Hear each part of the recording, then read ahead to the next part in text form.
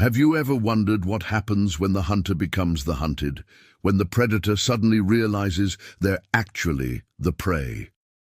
Today's story will take you into the dark labyrinth of human desire, ambition, and revenge, where nothing is as it seems. A tale of a powerful man who thought he had everything under control until he met a woman who had been planning his downfall all along.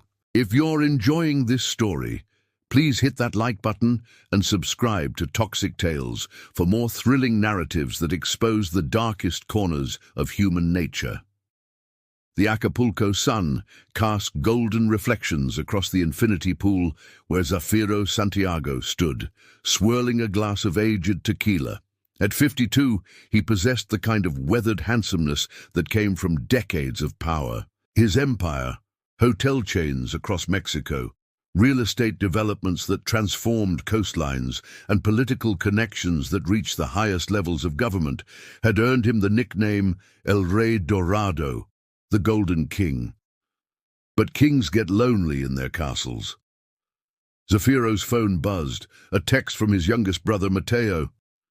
Found the perfect candidate, bringing her to the charity gala tonight. Zafiro smiled. After 2 failed marriages to socialites who wanted his money but couldn't handle his control, he'd given Mateo specific instructions. Find someone beautiful but malleable, someone grateful, someone he could shape. Little did he know that across town, in a modest apartment in the hills above Acapulco, 23-year-old Xiomara Vega was preparing for the performance of her lifetime. "Remember everything I taught you," said the older woman, applying the final touches to Xiomara's makeup. "Men like Santiago don't just hand over their world to strangers." "I know, Tia Helena," Xiomara replied, her eyes reflecting not nervousness, but cold determination. "I've spent 2 years preparing for this moment." Helena, not really her aunt, but her mentor, stepped back to admire her work. "You look perfect, innocent enough to intrigue him, beautiful enough to blind him." Xiomara studied her reflection. The emerald dress was understated yet elegant, revealing just enough skin to be alluring without being obvious.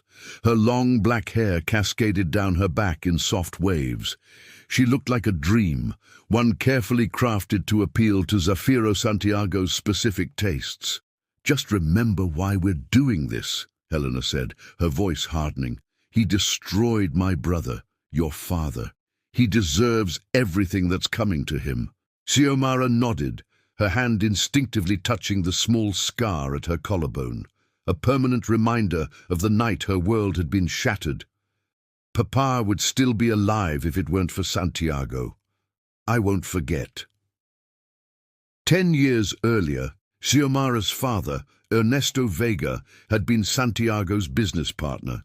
They'd started with nothing, building their first hotel together. But when international investors came calling, Santiago wanted sole control. He'd framed Ernesto for embezzlement, using his political connections to manufacture evidence. Ernesto had lost everything: his reputation, his freedom, and eventually, after 3 years in a brutal prison where Santiago's influence ensured he received the worst treatment, his life. Xiomara had been 13 when they'd taken her father away, 15 when he'd died. And now, after years of careful planning with Helena, Ernesto's former secretary who had witnessed everything, she was ready for vengeance. Her phone chimed with a message from Mateo Santiago.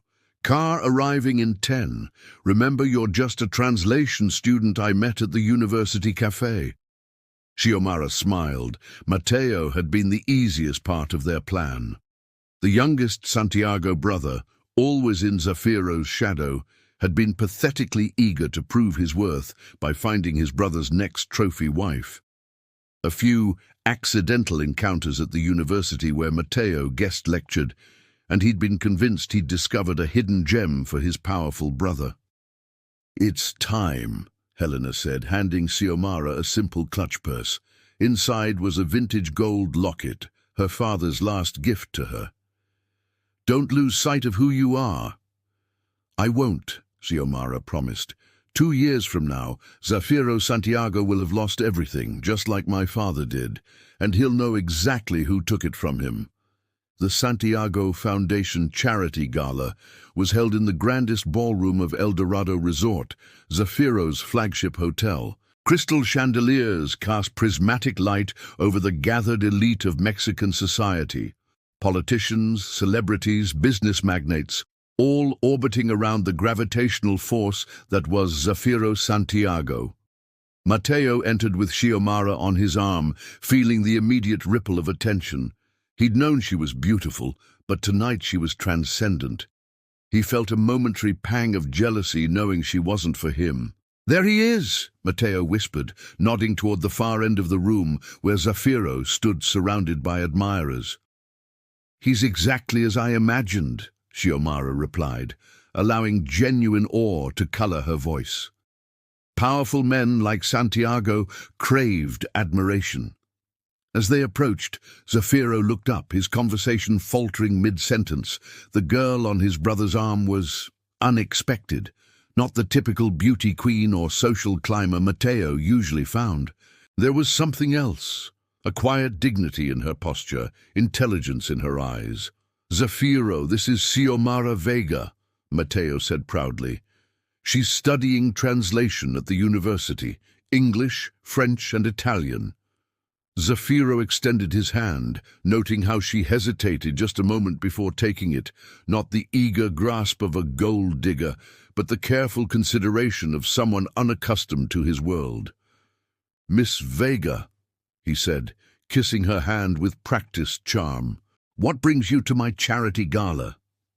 Xiomara lowered her eyes, exactly as Helena had coached her. "Your brother was kind enough to invite me. I've never been to anything so magnificent. The foundation does amazing work with children's education, doesn't it?" Zafiro raised an eyebrow, surprised she knew the foundation's focus. Most of his guests cared only about being seen. "It does. Education changed my life. I believe every child deserves that chance." "My father said the same thing," she replied, her voice softening with genuine emotion, the first unplanned moment of the evening. "He never had the chance for formal education, but he made sure I did." "And what does your father do now?" Zafiro asked, already calculating her background. "He passed away," she said simply. "It's just my mother and me now." Zafiro nodded sympathetically, though his eyes revealed his satisfaction. No powerful father or brothers to complicate things. Mateo had done well. "Will you dance with me, Miss Vega?" he asked, extending his hand again. Xiomara glanced at Mateo, who nodded encouragingly, then back to Zafiro. "I'd be honored, Mr. Santiago, but I should warn you. I've never danced at an event like this before." "Then I shall be gentle," Zafiro promised, his deep voice carrying a double meaning that made Mateo shift uncomfortably. As Zafiro led her to the dance floor, Xiomara felt all eyes on them. Phase 1 was complete. She was on Zafiro Santiago's radar. Now she needed to ensure she wasn't just another conquest, but something he would want to keep. The orchestra struck up a traditional bolero. Zafiro placed his hand on the small of her back, drawing her closer than propriety strictly allowed. "Tell me, Xiomara," he said, her name flowing from his lips like honey, "what ambitions drive a young woman to master 3 foreign languages?" She looked up at him, allowing him to see both vulnerability and strength. "Freedom, Mr. Santiago. The freedom to go anywhere, understand anyone, never be limited." "Call me Zafiro, please," he said, spinning her gently. "Freedom is a worthy ambition, though sometimes we find it in unexpected places." "Like in the arms of a stranger at a charity gala?" she asked, with just enough innocence to mask the boldness of her question. Zafiro laughed, a genuine laugh that surprised even him. "You're not what I expected tonight, Xiomara Vega. I'll take that as a compliment." "You should." His eyes darkened as he drew her closer. Beauty is common in my world. Authenticity is rare. As they danced, Xiomara felt the weight of her father's locket against her skin, hidden beneath her dress. This man destroyed Papa, she reminded herself. His charm is just another weapon. By the end of the night, Zafiro had introduced her to every important person in the room. His hand rarely left the small of her back, a subtle signal of possession that everyone recognized. Before she left, he invited her to dinner the following evening, somewhere more private where we can talk without interruption. In the car Matteo had arranged to take her home, Xiomara finally allowed herself to exhale. It had begun. Zafiro Santiago was already falling into their trap. But a voice in the back of her mind whispered a warning. Predators are most dangerous when they are beginning to hunger. Over the next 3 months, Xiomara carefully navigated Zafiro's world. She accepted his gifts, modest ones at first, then increasingly extravagant, with reluctance that only made him more determined to lavish her with luxury. She met his friends, charming them with her intelligence and refreshing lack of pretension. She allowed him to show her off at events, always the respectful companion, never the clingy girlfriend. And she told him stories, carefully constructed half-truths about her life. Her mother, actually Helena, working as a housekeeper to support them after her father's death, her scholarship to university, her dreams of traveling the world. What she never mentioned was her father's name or the circumstances of his death. In this, Helena had been explicit. Never give him reason to connect you to Ernesto.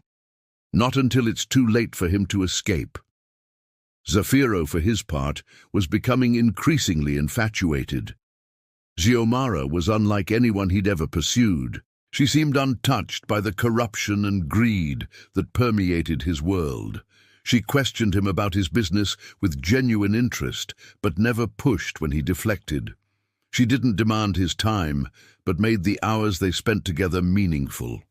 When he brought her to his cliffside mansion for the first time, a modernist palace of glass and stone overlooking the Pacific, she had stood at the edge of his infinity pool, looking out at the endless horizon. It's like standing at the edge of the world, she'd said. Do you like it? He'd asked, coming to stand behind her. It's breathtaking, she'd admitted, but also lonely, isn't it? To live so far above everyone else?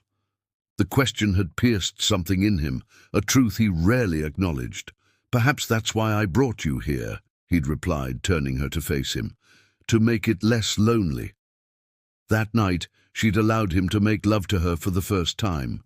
She'd played the role of the inexperienced young woman perfectly, nervous but willing, innocent but passionate. And afterward, when he'd fallen asleep, she'd gone to the bathroom and silently wept, both for the violation she felt and for the memory of her father. I'm doing this for you, Papa, she'd whispered to her reflection. He will pay for everything he took from us. Meanwhile, Helena had been busy with the next phase of their plan. Using her connections from her days working with Ernesto, she had located former employees who bore grudges against Zafiro, investors who had been cheated, politicians whose careers Santiago had destroyed when they refused to cooperate. Slowly, methodically, she was building a coalition of the vengeful, people willing to help bring down El Rey Dorado when the time came.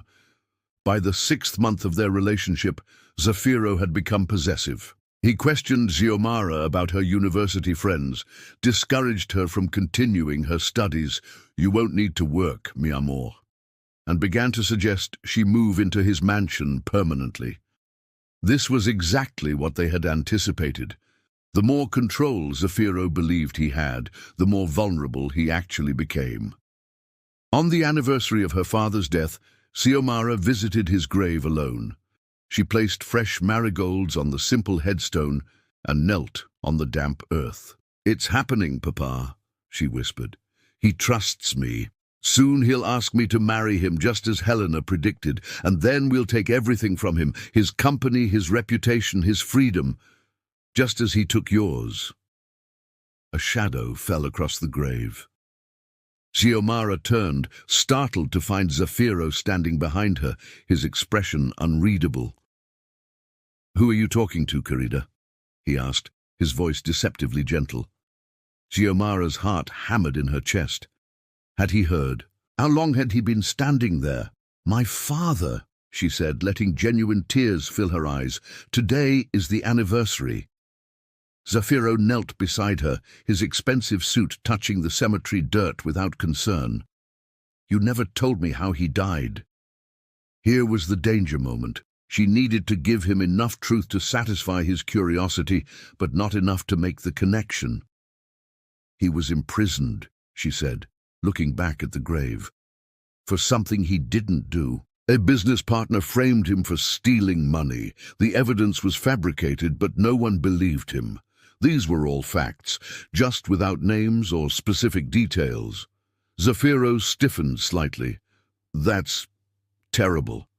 How did you learn all this?" "My mother told me after he died. She wanted me to understand that sometimes people with power abuse it, that life isn't always fair." She looked up at him.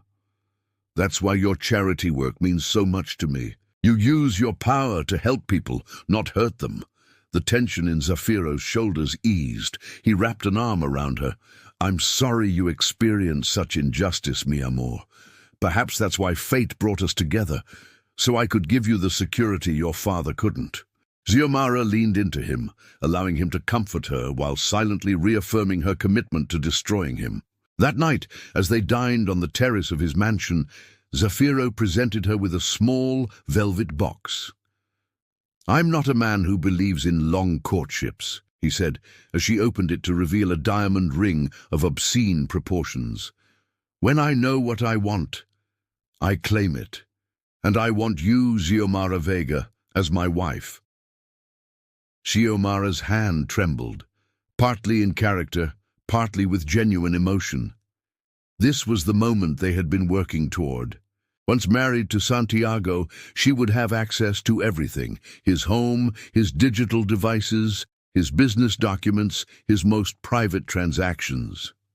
"I know it's sudden," Zafiro continued, misinterpreting her silence. "But at my age, I've learned not to waste time. You've awakened something in me I thought was dead. You make me want to be a better man." Xiomara looked up at him, this powerful, charismatic, utterly ruthless man who had destroyed her family. For a fleeting second, she wondered if there was any truth to his words, if she had indeed touched something human in him. Then she remembered her father's body, returned to them broken after 3 years of prison hell, and her resolve hardened. "Yes," she said, allowing him to slide the massive diamond onto her finger. "Yes, I'll marry you, Zafiro." His kiss tasted of victory, but he didn't know they were playing different games. The wedding was planned for just 2 months later, a lavish affair at Zafiro's private chapel, followed by a reception for 500 of Mexico's elite. Xiomara allowed herself to be swept along in the preparations, playing the role of the overwhelmed but excited young bride while secretly meeting with Helena to refine the next phases of their plan. "Once you're married, you'll have legal access to his accounts as his wife," Helena reminded her during one such meeting. "We need the offshore banking information, especially the Cayman Islands accounts. That's where he hid the money he stole from your father." Xiomara nodded, twisting the enormous engagement ring on her finger. "He keeps a safe in his home office. I've seen him open it once. The combination looked like a date." "Good. And remember, you need to get him to add you to his business holdings. Convince him it's for estate planning, taxes, whatever works." "He wants an heir," Xiomara said quietly. "He's already talking about children. Says at his age, he doesn't want to wait." Helena's expression softened momentarily. "We knew this might be part of it. You don't have to actually—" "No," Xiomara interrupted. "I won't bring an innocent child into this. There are ways to prevent pregnancy without him knowing." The day before the wedding, Zafiro hosted a lavish rehearsal dinner at his most exclusive hotel. As Xiomara circulated among the guests, playing the blushing bride-to-be, she overheard a conversation that made her blood freeze.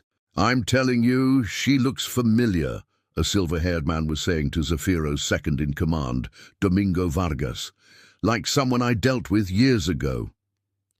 "You're imagining things, Judge Portillo," Domingo replied dismissively. "She's a nobody from the university. Mateo found her." There's something about her eyes." Xiomara quickly moved away, her heart racing. Judge Portillo had been the one who sentenced her father, if he recognized her. She needed to find Helena immediately. But as she turned to leave the ballroom, she collided with Zafiro's eldest son from his first marriage, Alejandro Santiago, 34 years old and openly hostile to his father's young fiancée. "Leaving so soon, future stepmother?" he asked, his words slurring slightly from too much champagne. "The party's just getting interesting." "Excuse me, Alejandro," she said, trying to step around him. "I need some air." He blocked her path. "You know, my father thinks you're different from the others, so innocent, so pure." He leaned closer, his breath hot against her ear. "But I see through you." Xiomara froze. "I don't know what you mean." "Gold diggers come in many disguises," he said, his handsome face twisted with contempt.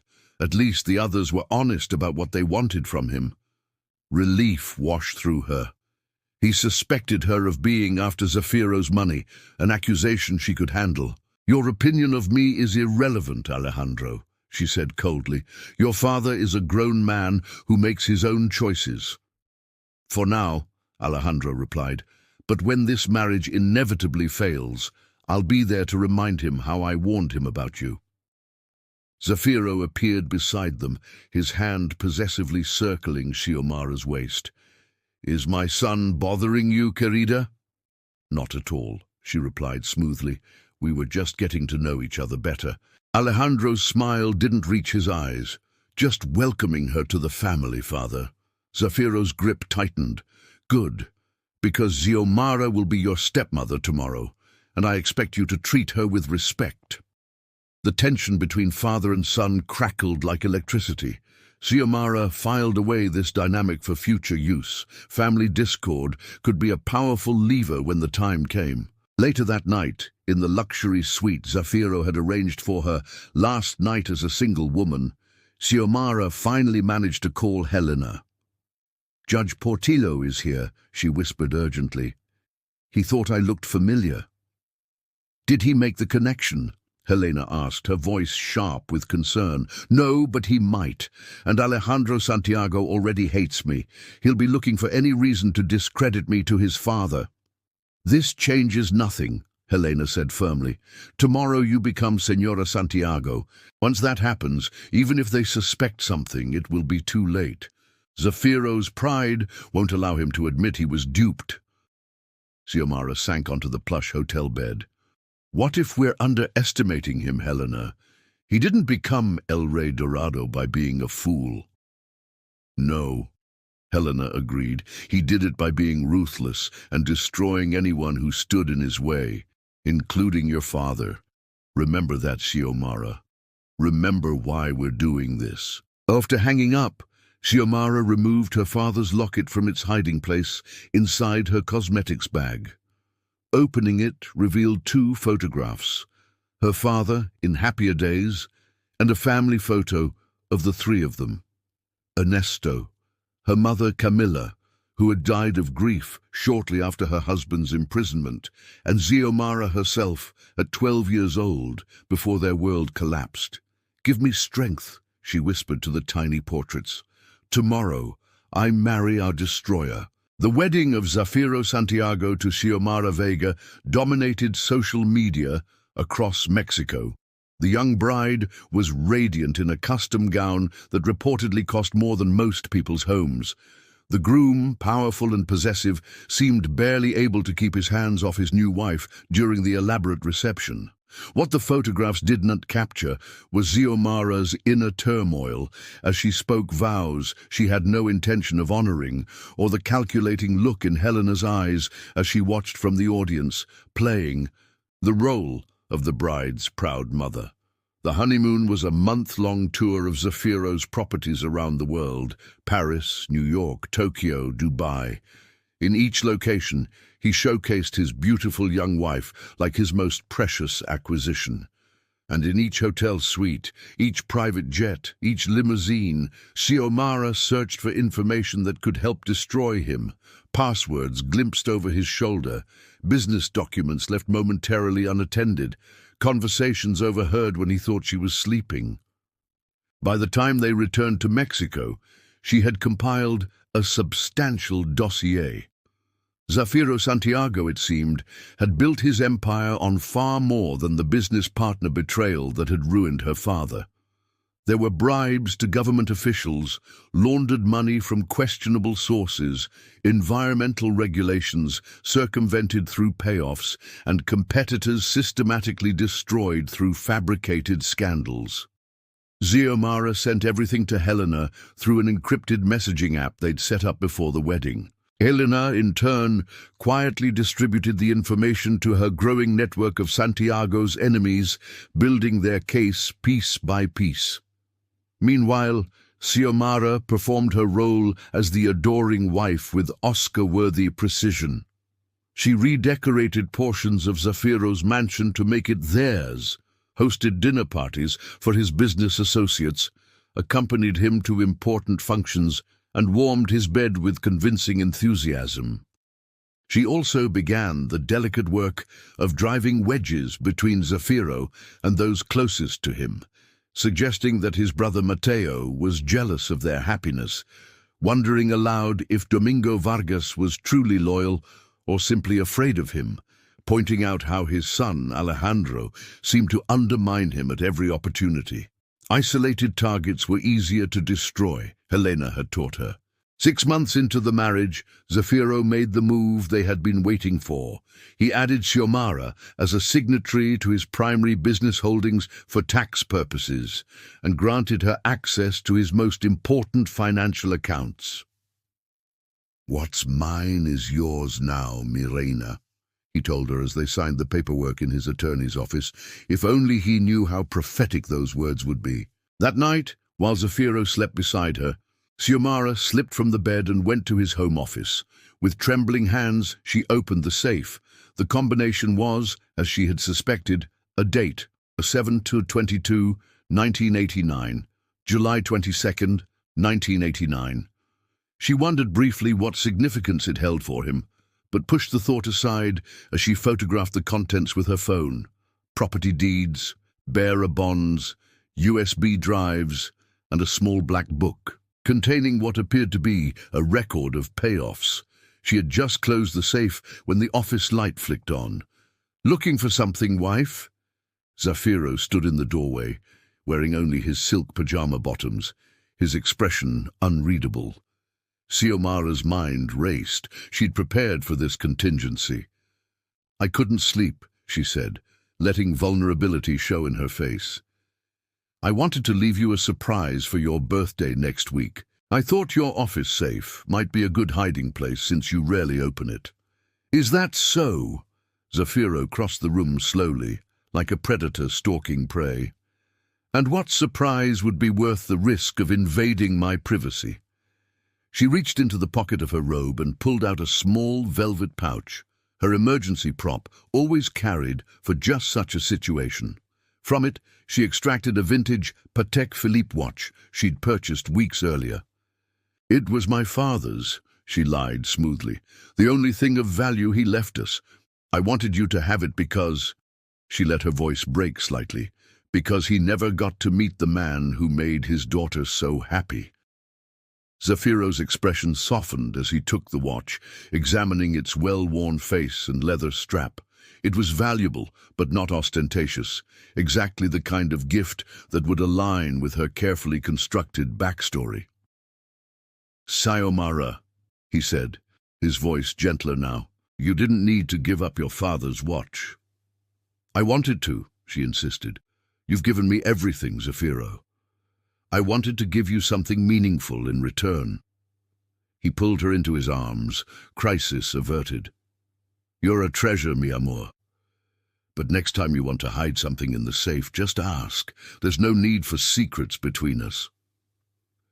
If only you knew how many secrets there are, she thought, as she let him lead her back to bed. The next morning, as they breakfasted on the terrace, Zafiro made an announcement that sent a chill down Xiomara's spine.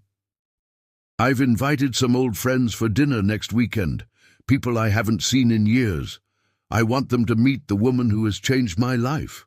That sounds wonderful, she replied automatically. Anyone I've heard you mention before? Probably not. They're from the early days, before I became... He gestured vaguely at the mansion, the staff, the empire visible from their hillside perch. Before all this, back when your father and I were just starting out.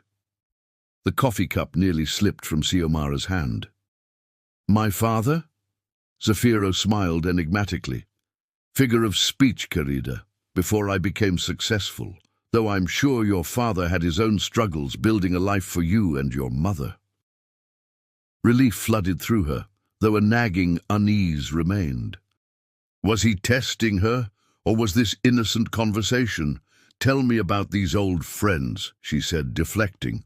Just people who knew me when I was nobody, he replied, his gaze distant.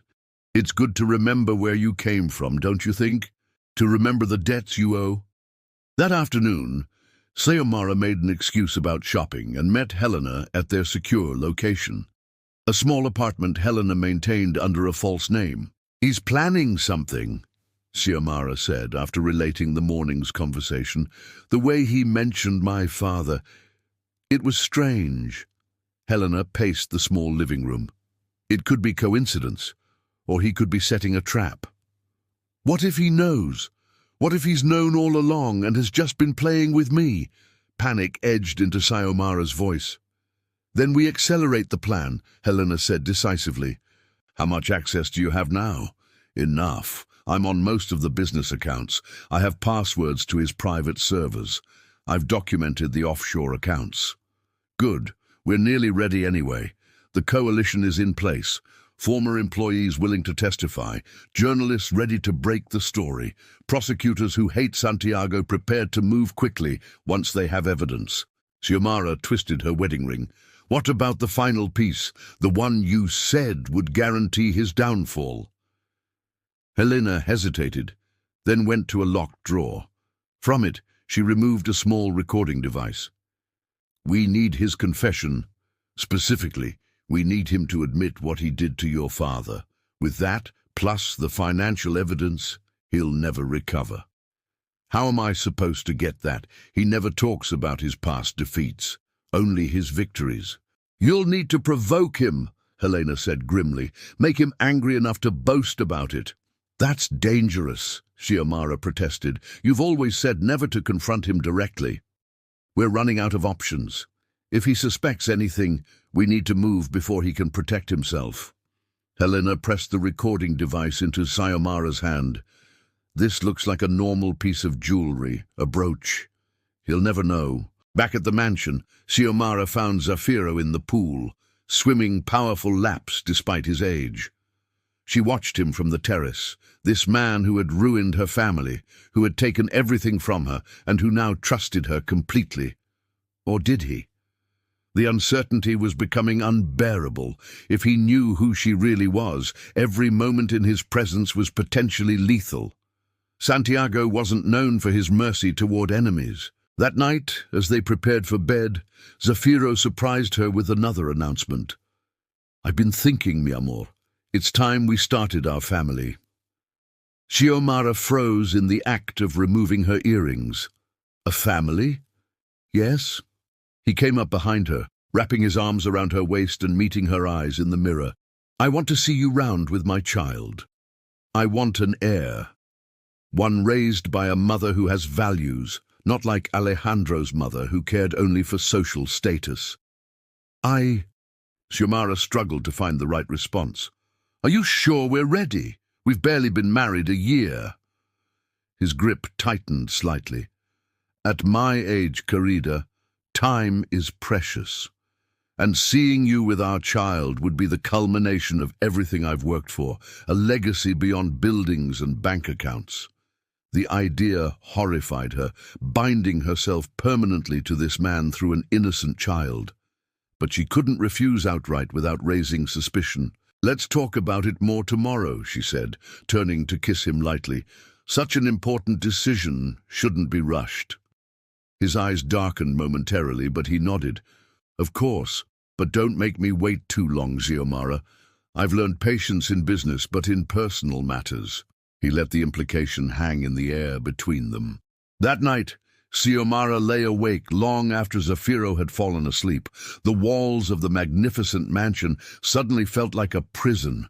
She had to end this soon, before she was trapped forever. The dinner party with Zafiro's old friends arrived, and with it, Xiomara's worst fears were realized. Among the guests was Judge Portillo, who had sentenced her father, and worse, an elderly man named Vicente Rojas, her father's former lawyer, who had mysteriously abandoned his case just before the crucial trial. They looked at her with polite confusion when introduced, showing no sign of recognition. But throughout dinner, she caught them studying her when they thought she wasn't looking. Zafiro was unusually attentive, constantly touching her, bringing her into conversations, watching her interactions with his guests with hawkish intensity. After dessert, when the men withdrew to Zafiro's study for brandy and cigars, Xiomara excused herself to the powder room. Instead, she slipped down the hallway and positioned herself near the study door, which was slightly ajar. "Remarkable resemblance," Judge Portillo was saying. "Are you certain it's just coincidence, Zafiro?"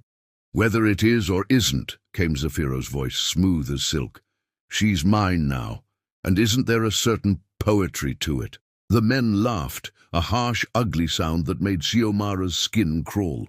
"To think," Vicente Rojas said, "Ernesto Vega's daughter in your bed, bearing your name. If the poor bastard weren't already dead, this might kill him." Ice flooded Xiomara's veins. They knew. Somehow they all knew. "Sometimes," Zafiro replied, "vengeance is a dish best served over decades, gentlemen. He tried to take what was mine. Now I have what was his." Fighting panic, Xiomara forced herself to breathe silently. This changed everything. Zafiro hadn't married her despite her identity. He'd married her because of it. This was his twisted form of victory lap over her father's memory. She needed to contact Helena immediately. But as she turned to leave, she found Alejandro standing in the hallway, watching her with a mixture of surprise and calculation. "Eavesdropping, stepmother?" he asked softly. "Careful.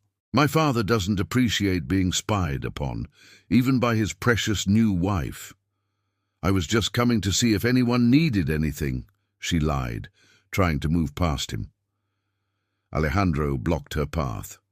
"You know," he said conversationally, "I've had investigators looking into your background for months. Imagine my surprise when they couldn't find any record of a Xiomara Vega attending translation courses at the university." Her heart hammered against her ribs. There must be some mistake. "Oh, I don't think so." He stepped closer. "The question is, does my father know who you really are? Or is the great Zafiro Santiago finally being played at his own game?"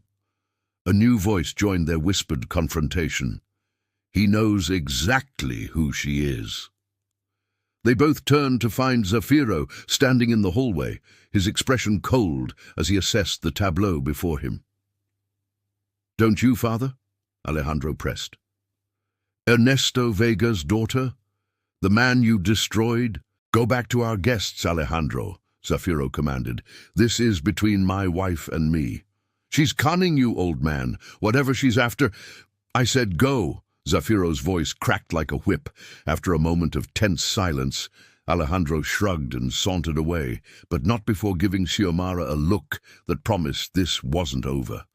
Alone in the hallway with Zafiro, Xiomara prepared herself for violence, for accusations, for the mask to finally drop. But instead, he simply offered his arm. "Come, querida, our guests are waiting." Bewildered, she allowed him to escort her back to the dining room, where the other men had rejoined their wives. The evening continued as if nothing had happened, though Xiomara felt Zafiro's gaze on her constantly, assessing, calculating. It wasn't until much later, after the guests had departed and they were alone in their bedroom, that he finally addressed what had happened. "When did you figure it out?" he asked casually as he removed his cufflinks. Xiomara sat at her vanity, her reflection pale in the mirror. "Figure what out, Zafiro? Don't insult my intelligence, Xiomara. Or should I call you by your real name, Xiomara Vega y Ortiz, daughter of Ernesto Vega, my former partner?" The game was over. There was no point in further denial. "I've known since the beginning," she admitted, turning to face him. "Everything was planned. By you and Helena Mendoza, I presume, Ernesto's faithful secretary. She's been playing your mother all this time, hasn't she?" Xiomara nodded, watching him warily. "How long have you known who I am?" Zafiro smiled, a predator's smile. "Since before we met, mi amor. Did you really think Mateo discovered you by accident? I had him looking for you for years." The revelation struck her like a physical blow. "Why? If you knew who I was, why marry me?" "Insurance," he said simply. "After your father died, I kept tabs on you. When Helena approached certain people, former employees with grudges, journalists known for exposing corruption, I realized you were planning something. Rather than eliminate you both, I decided on a more elegant solution. By making me fall in love with you." The words tasted bitter in her mouth. "By making you mine," he corrected. "By binding you to me so completely that destroying me would mean destroying yourself." His casual cruelty stole her breath. "You're a monster. I'm a survivor, Xiomara, like you." He crossed the room to stand before her. "We're more alike than you want to admit. Your elaborate plan, your years of patience, your willingness to share my bed to achieve your goal, those are qualities I respect." "I did it for justice," she hissed. "For my father, whom you murdered as surely as if you'd put a gun to his head." "I did what was necessary," Zafiro replied without remorse. "Ernesto wanted to sell to the highest bidder. I built this empire. It was mine, not his, to trade away." "So you destroyed him, fabricated evidence, bribed Judge Portillo, bought off his attorney. All the pieces were falling into place now." "Business," Zafiro shrugged. "Nothing personal." "It was personal to me," Xiomara whispered. "It was my life you ruined. And yet here you are, wearing my ring, carrying my name, living in luxury beyond anything your father could have provided." He touched her cheek, ignoring how she flinched. "The question now is, what happens next?" She looked up at him, defiance replacing fear. "You tell me, will you kill me like you killed my father?" "Kill you?" He seemed genuinely surprised. "No, Xiomara, I'm going to give you a choice." "What choice?" "Stay as my wife, bear my child, enjoy all the privileges of being Senora Santiago. In return, Helena and your other conspirators remain safe. You'll want for nothing for the rest of your life." "And the alternative?" His expression hardened. "I destroy everyone involved in your little scheme. Helena, the journalists, the disgruntled employees, everyone who helped you. And then I divorce you with nothing, after ensuring you're unemployable anywhere in Mexico." It wasn't a choice at all. It was another prison sentence, this one decorated with diamonds and silk. "You're asking me to betray my father's memory, to forgive what you did to him. I'm offering you protection for the people you care about," he countered, "and a future. Your father is dead, Xiomara. Nothing will change that, but you're alive, with your whole life ahead of you." She turned away, unable to bear the triumph in his eyes. "I need time to think." "Of course," he agreed magnanimously. "Take until morning. But remember, I know about everything. The evidence you've gathered, the coalition Helena has built, the planned exposé. One phone call from me, and it all disappears." He kissed the top of her head. "Choose wisely, mi reina." After he left her alone, Xiomara sat motionless, her mind racing. Everything had been for nothing, worse than nothing. She had delivered herself directly into her enemy's hands. She thought of Helena, who had sacrificed years to their vendetta, of her father, broken in prison, of her mother, who had died of grief. There had to be another way. Moving silently, she went to her closet and retrieved the recording device Helena had given her, still disguised as a brooch. Zafiro had admitted everything, his crimes against her father, his manipulation of her, his threats against their allies. It wasn't the controlled confession Helena had hoped for, but it was something. But would it be enough? Zafiro's influence ran deep. Even with the recording, even with the financial evidence they'd gathered, he might still escape justice. And everyone who had helped her would pay the price. As dawn broke over Acapulco, Xiomara made her decision. She couldn't save her father, but perhaps she could still honor his memory. She found Zafiro on the terrace, watching the sunrise over his domain. He turned as she approached, his expression expectant. "I'll stay," she said, her voice hollow. "On one condition." "You're not in a position to make conditions, Xiomara." "Just one," she insisted. "You tell me what July 22nd, 1989 means to you." Surprise flickered across his face. "How do you know that date?" "It's your safe combination. It must be important." For the first time, she saw uncertainty in his eyes. "It was the day I made my first million," he said after a pause, "the beginning of everything." She knew he was lying. "Try again." His jaw tightened. "It doesn't matter. Is that your condition? To know a date?" "No," she said quietly. "My condition is that you never touch me again. We maintain appearances in public, but privately we live separate lives. I won't bear your child. I won't warm your bed. I'll be your wife in name only." Anger flashed in his eyes. "That's not acceptable." "It's non-negotiable," she replied, surprising herself with her calm. "You want me as a trophy, as the final victory over my father. But you'll never have my heart or my body again. That's my price for cooperation." They stared at each other, locked in a battle of wills that stretched across years of deception and pain. Finally, Zafiro nodded curtly. "As you wish, but don't think this means you've won anything, Xiomara." "I never expected to win," she replied sadly. "I just want to survive." For 6 long months they maintained their charade. In public, they were the perfect couple, the powerful businessman and his beautiful young wife. In private, they lived as strangers, occupying opposite wings of the massive house. Xiomara contacted Helena through secure means, explaining what had happened and instructing her to dismantle their coalition, at least for now. Safety had to come first. Meanwhile, she played her role flawlessly, accompanying Zafiro to events, managing his household, charming his associates, but she also watched and waited, looking for any opportunity to turn the tables.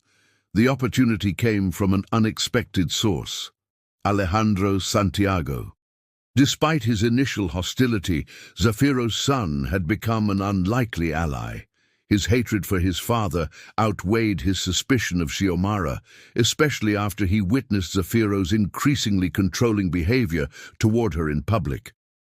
"He destroyed my mother too," Alejandro told her during a rare private conversation. "Used her, then discarded her when she was no longer useful." "Why are you telling me this?" Xiomara asked cautiously. "Because I think we might be able to help each other," he replied. "I want control of the company. You want something else. Freedom, perhaps. Revenge. Whatever it is. I'm guessing it involves seeing my father fall." It was a dangerous game, trusting the son of her enemy. But Xiomara was running out of options. Over the next few months, she and Alejandro worked in secret. He provided her with internal documents proving financial malfeasance that even she hadn't been aware of.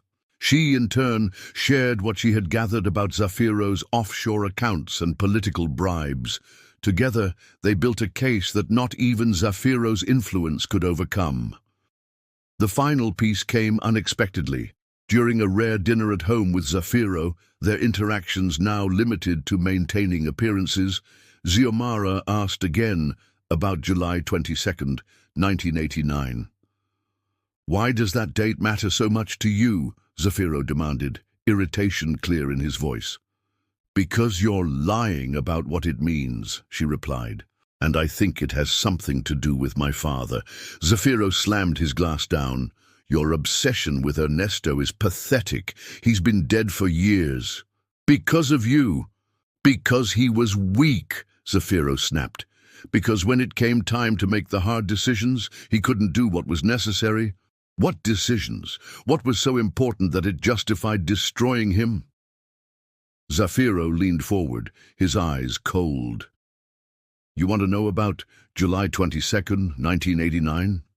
Fine. That's the day your precious father came to me with evidence that our first investor, the man who gave us the capital to build everything, was laundering money for the cartels." Xiomara stared at him, stunned. This wasn't what she had expected. "Ernesto wanted to go to the authorities," Zafiro continued, his voice laced with contempt. "Do you have any idea what the cartels would have done to us? To our families? I tried to make him see reason, but he was adamant, always so moral, your father." "So you framed him instead," Xiomara whispered, "to silence him." "To save us all," Zafiro corrected. "I gave him a choice, stay quiet and remain my partner, or be destroyed. He chose destruction." "You chose it for him," she countered, "just like you've chosen everything in my life since the day we met." Zafiro studied her across the table. "We all make choices, Xiomara.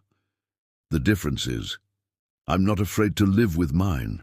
What Zafiro didn't know was that Xiomara had been wearing Helena's recording device. Now she had his confession, the final piece they needed. The next day, she met with Alejandro one last time. "It's ready," she told him, handing over a flash drive containing everything, the financial records, the recorded confessions, the witness statements they had quietly gathered. "Once this goes public, there's no going back." "For either of us," Alejandro agreed, pocketing the drive. "Are you prepared for what happens next?" She thought of her father, of the justice that had eluded him for so long. "Yes, are you?" "I've been preparing my whole life to take his place," Alejandro replied with a cold smile that reminded her too much of Zafiro. "The company will weather the storm. Zafiro Santiago, however, will not." 2 days later, the storm broke. Major newspapers across Mexico ran the story simultaneously. Empire of corruption, the crimes of Zafiro Santiago. A television news led with his confession about silencing Ernesto Vega to protect cartel connections. Financial regulators froze accounts. Political allies distanced themselves. Prosecutors announced investigations. Zafiro, who had been in Mexico City for business, returned to the mansion in a fury. He found Xiomara in the garden, calmly pruning roses as if it were any normal day. "What have you done?" he demanded, his face contorted with rage. She turned to face him, no longer afraid. "I kept my promise, Zafiro. I stayed as your wife. I maintained appearances. I never said I wouldn't seek justice for my father." "You stupid girl," he snarled. "Do you think this ends with me? The people I protected you from, the cartels, the corrupt officials who'll be exposed, they'll come for you too."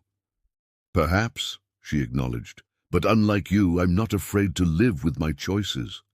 His hand shot out, gripping her throat. "I should kill you right now."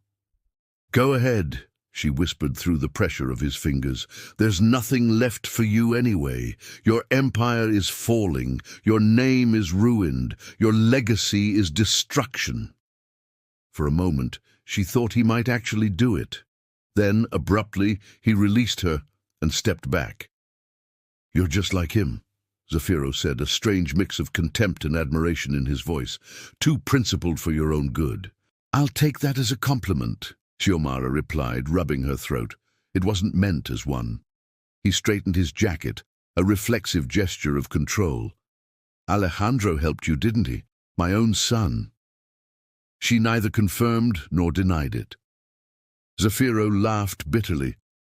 The perfect revenge, turning my flesh and blood against me while destroying everything I built. No, Zafiro, Xiomara corrected. The perfect revenge was making you love me, even knowing who I was, even knowing I could never love you back. Something flashed in his eyes, pain perhaps, or simply wounded pride. Then his phone rang. After checking the display, he answered curtly. The brief conversation she overheard told her everything. Arrest warrants were being issued. The authorities were coming. After hanging up, Zafiro looked at her one last time. July 22nd, 1989 wasn't just the day your father showed me the evidence. It was also the day I learned my wife was pregnant with Alejandro. A sad smile touched his lips. The beginning of everything, and now the end. Without another word, he walked away, back into the mansion. Xiomara remained in the garden, surrounded by the roses she had tended during her captivity in this golden cage.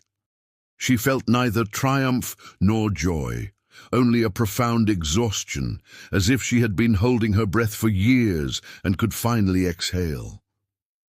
That night, the news reported that Zafiro Santiago, facing imminent arrest, had apparently fled the country. His private jet had taken off for an unknown destination. 3 days later, his body washed ashore on a remote beach, hundreds of miles down the coast. A single gunshot wound to the head. Suicide, the authorities ruled, though rumors suggested cartel involvement. Xiomara attended the funeral as the grieving widow, her face appropriately somber behind her black veil. Beside her stood Alejandro, now CEO of what remained of the Santiago Empire after the investigations and asset forfeitures. As they left the cemetery, he spoke to her for the first time since their plan had succeeded. "What will you do now?" he asked. She looked out at the ocean, visible from the hillside graveyard. "Live," she said simply. "Something I haven't done since I was 13 years old." 1 year later, in a small village far from Acapulco, a young woman named Ana Ortiz, Xiomara's maternal surname, opened a community library and educational center funded by her portion of the Santiago fortune that the courts had allowed her to keep as an unwitting spouse. The plaque at the entrance bore an inscription: "In memory of Ernesto Vega, who believed knowledge was the greatest power." On the day of the grand opening, an elderly woman joined Ana Xiomara on the small stage. Helena, now grey-haired but still straight-backed and proud. "Your father would be proud," Helena whispered as they cut the ribbon together. "Not of everything I did," Xiomara replied, "but maybe of how it ended." "And Alejandro?" Helena asked. "Can he be trusted to keep your secret?" Xiomara watched the children rushing excitedly into the library, the first such facility their village had ever had. "He has what he always wanted, his father's company, without his father. And I have my freedom.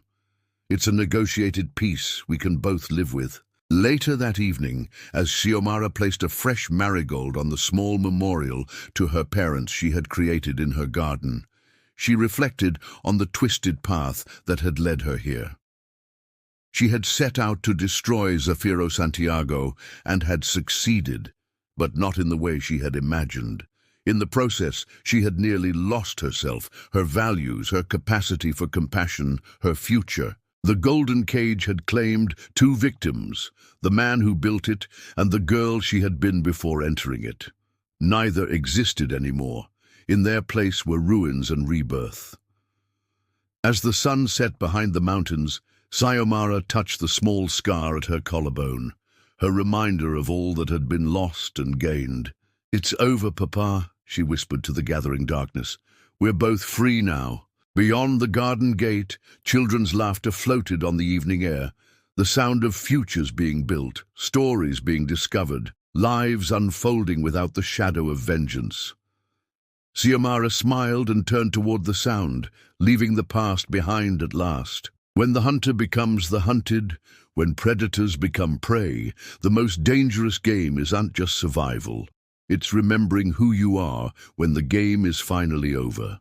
If you enjoyed this twisted tale of revenge and redemption, please don't forget to like this video and subscribe to Toxic Tales for more stories that expose the darkness lurking within the human heart. Let me know in the comments what you thought of Sayomara's journey and what kind of stories you'd like to hear next.